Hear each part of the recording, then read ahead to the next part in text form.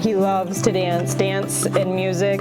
If you leave something anywhere, he's always going to find it for you. At 4 months old, I noticed his eyes kind of shaking.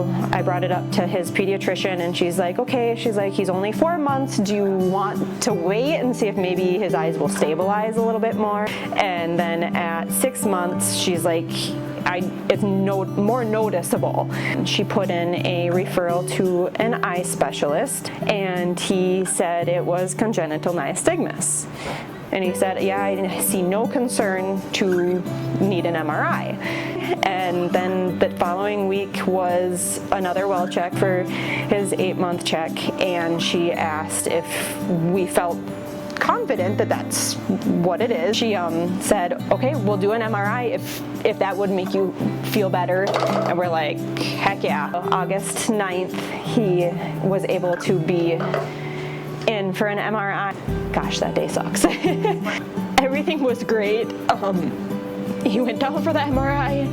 He woke up and had a hard time coming out of anesthesia.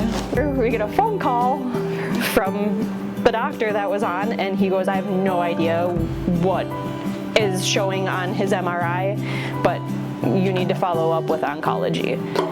We did get referred to Children's in Milwaukee. So from his eyes all the way to the middle of his brain on that nerve that controls your eye to see and move, there's tumors from the eye all the way back to the middle of your brain.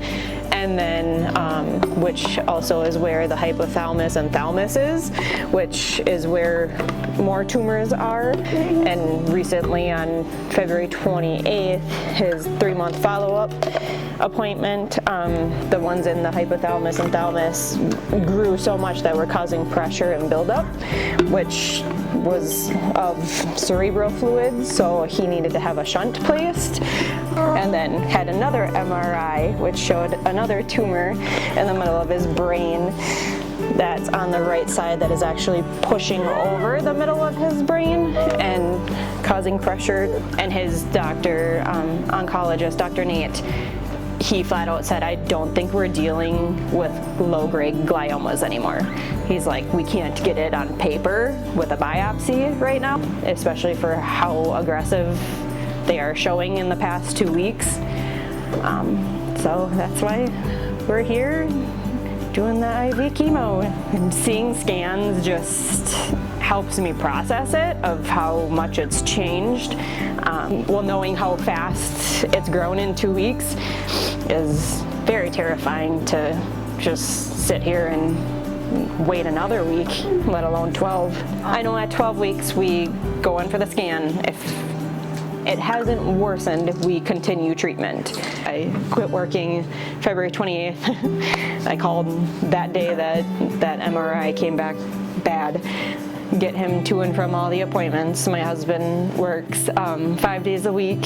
He wants to try and work as much as possible, so he'll do 16-hour, five days a week, and possibly Saturdays and Sundays on top of that.